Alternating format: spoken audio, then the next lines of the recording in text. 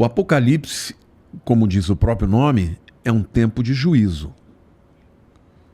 Porque Jesus é visto na Bíblia como o cordeiro e o leão. O cordeiro, ele é o símbolo do animal sacrificial que morria em favor de alguém. E Jesus veio como um cordeiro porque ele morreu pelos nossos pecados. O justo pelos injustos. Quer dizer, eu não podia morrer por ninguém, porque eu sou pecador. Mas ele não, ele nunca pecou. Então ele morreu pelos pecadores.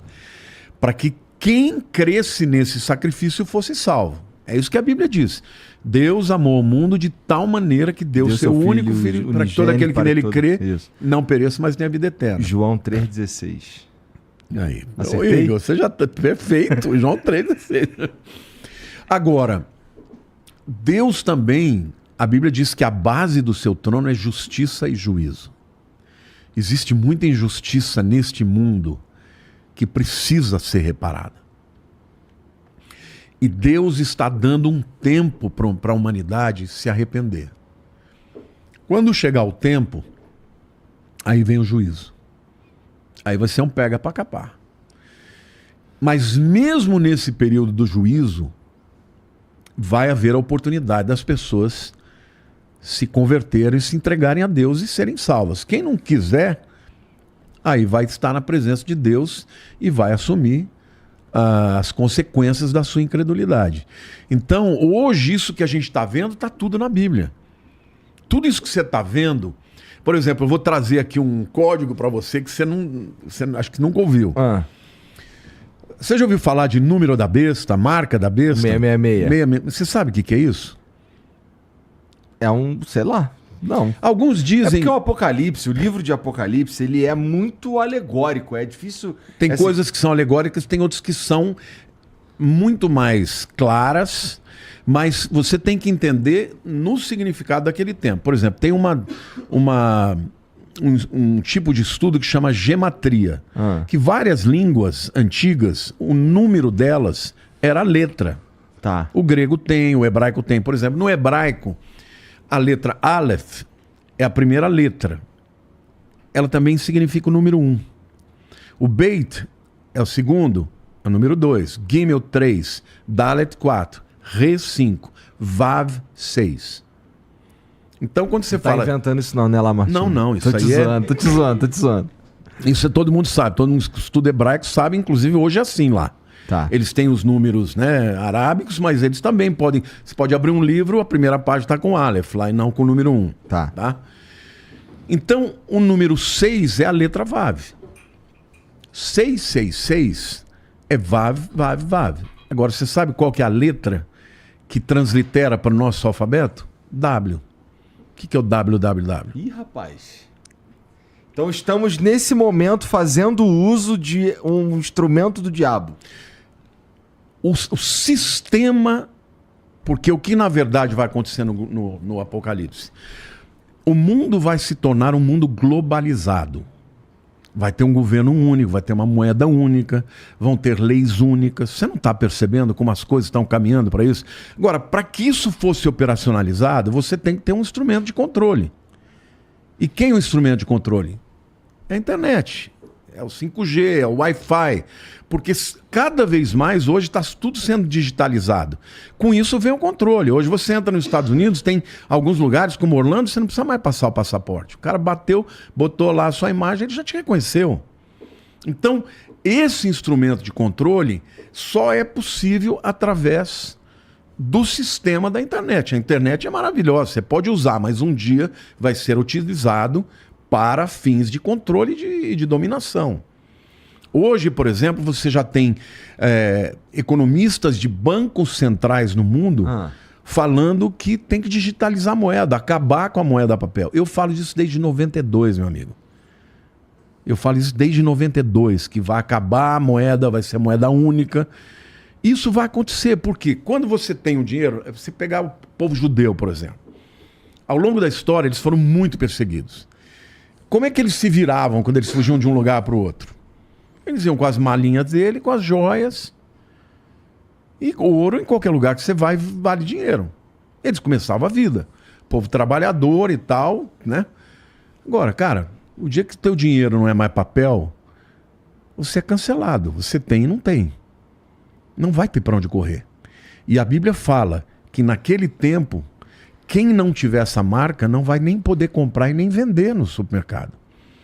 Ou seja, hoje, eu me lembro que o Guto estava até em Israel, ele foi fazer uma visita para um amigo dele, um judeu lá, cristão, numa loja, e ele estava lá batendo papo, o cara virou e falou assim: cara, eu tô doido, eu tô com medo, porque um camarada aqui, um cliente veio, comprou um produto, na hora que eu falei, como é que você quer pagar? Ele, no cartão. Ao invés de tirar o cartão, ele botou a mão assim, na máquina, a máquina leu e pagou. Ele falou, o que é isso? A mão direita, do jeito que a Bíblia diz. Agora vem o Elon Musk que está dizendo que tem que botar o chip na testa, onde a Bíblia diz. Então nós estamos entrando agora já numa seara onde claramente o mundo está se preparando para uma dominação. Você pegar o Klaus Schwab, que é o presidente do Fórum Econômico Mundial, já ouviu falar sobre isso? O grande reset? Já. Então, o que é um reset? É você pegar, dar um boot no computador e começar tudo de novo. Esses caras estão falando disso. Estão falando de um mundo, até uma agenda 2030 da ONU, de um mundo onde eles acham que para acabar com as diferenças, eles têm que acabar com a moeda, com as diferenças de câmbio. Eles estão falando disso, isso já está saindo de maneira clara.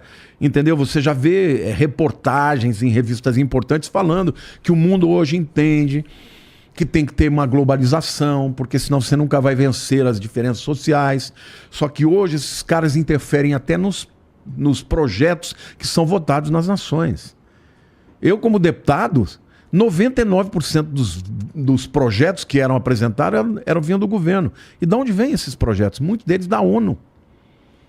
Todos com viés, entendeu? De globalização, viés. E é assim, você vai para os Estados Unidos, vai para a Europa, vem para o Brasil, é a mesma coisa. Então, existe uma visão de preparar o mundo para um controle. E um dia, o líder desse conglomerado de nações vai ser o anticristo. Por quê? Porque o viés dele vai ser contra Deus e contra a Bíblia. Então, até esse levante contra a Bíblia se tornando cada vez mais politicamente incorreta, já é uma preparação para isso, cara. E vai acontecer. Isso é uma visão bem interessante mesmo. Nesse sentido, ouso dizer que Lamartine jamais terá um Tesla. Não tem problema com nada elétrico. Não, mas que o Tesla é do Elon Musk, né? Eu não acho que ele seja o cara, tá? Muita gente me pergunta todo dia, quem que é o anticristo? Meu Deus. Eu acho que tem alguns apóstolos do anticristo. Olha um corte bom pra você, os apóstolos do anticristo. Porque o que Jesus fez quando ele falou para os discípulos que eles deveriam ir para o mundo? Nossa, fudeu, porque eu sou fã do Elon Musk. Eu tô ouvindo que o juízo final está próximo desde moleque, né, cara? Então, eu sempre digo, a Bíblia nunca nos permite marcar data. Agora, para quem estuda, percebe que os elementos necessários para que o Apocalipse se cumpra estão aí. Por exemplo, lá no livro de Apocalipse, tem duas testemunhas que vão proclamar a Deus dentro desse sistema do anticristo. Então eles vão ser uma pedra no sapato do anticristo. E esses caras vão ser mortos em praça pública, em Jerusalém. E a Bíblia diz que o mundo inteiro vai ver isso e trocar presentes. Como é que isso é possível? Como é que isso é possível? Através da internet. Isso só seria possível num mundo em que você enxerga a distância.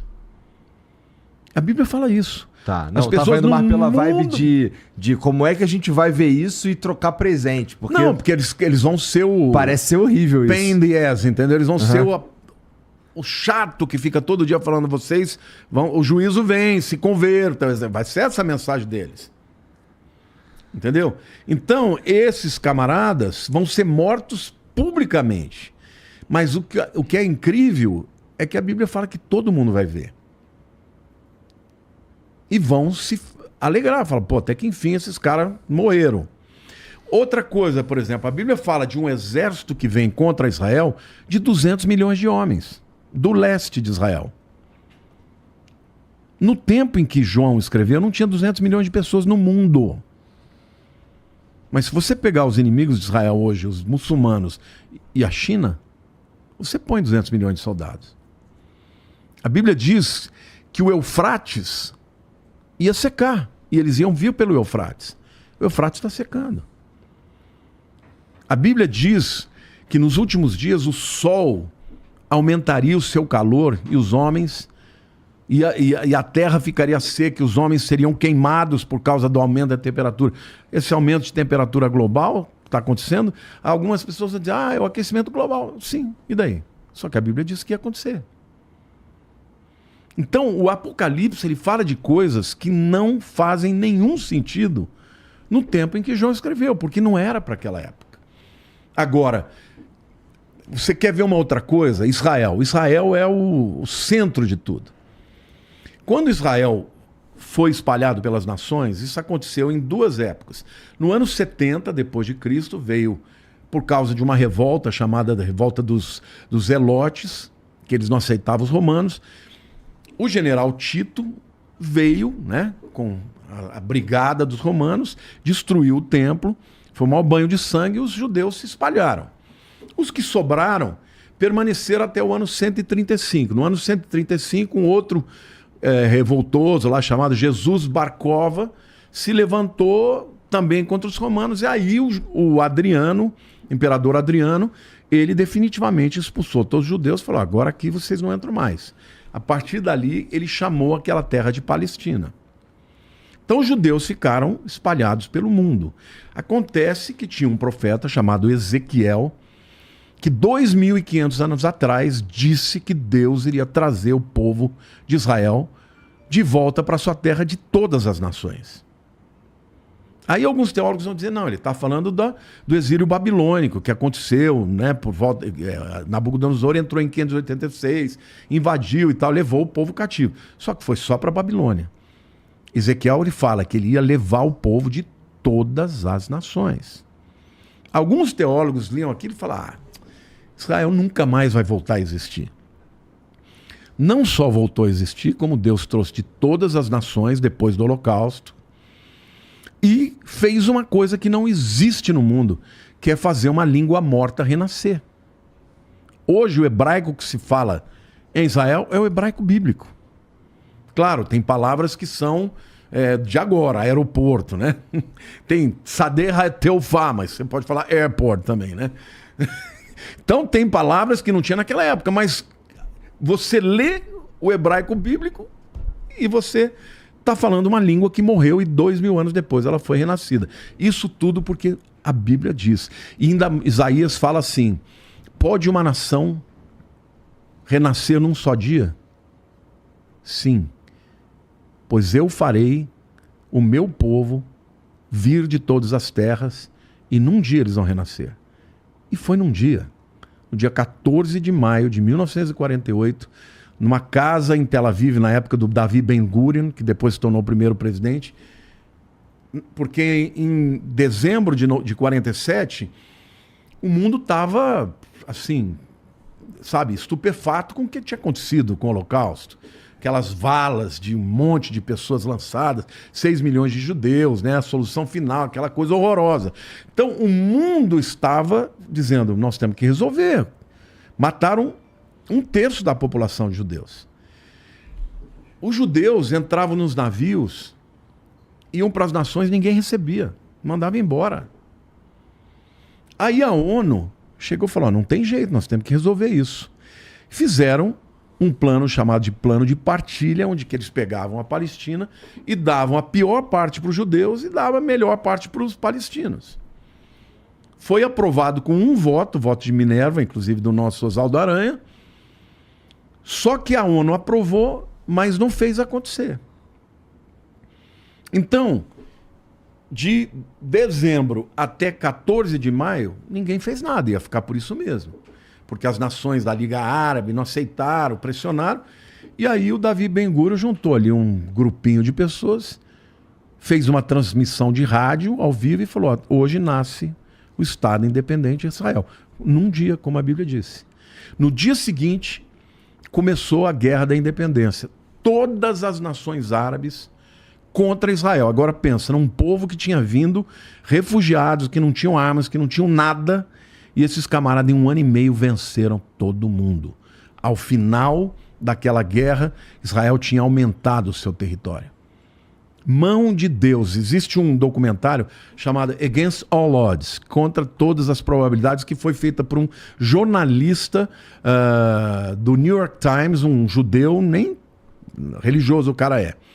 Esse camarada foi e fez um monte de perguntas para tanto árabes quanto judeus, que participaram tanto da Guerra da Independência e depois da Guerra dos 6 Dias, que aconteceu em 67, junho de 67. Sabe o que acontecia? Os camaradas diziam assim, ó, a gente ia soltar foguete, não fazia, não soltava. A gente ia tentar comunicação, não dava. E a hora que a gente viu, os judeus já vinham e tomavam a gente. Então, houve intervenções. Tem até um testemunho que eu achei incrível. Um árabe diz que viu o pai Abraão olhando feio para ele, dizendo assim, não faça isso. Abu Ibrahim. E os caras, assim, com um destacamento para pegar um grupo de judeus que estava coado, os caras foram embora porque tiveram uma visão. Então, assim, eu creio que a intervenção de Deus para com a nação de Israel, ela foi extraordinária e continuará sendo, porque Deus falou, nunca mais, depois que eu os trouxer de volta, eles vão deixar a sua terra. Agora, o mundo inteiro, quando for buscar esse acordo de paz, vai ser em função disso, de Israel, judeus, muçulmanos e cristãos. E o proponente desse acordo de paz, que vai ser um enganador, vai ser o anticristo.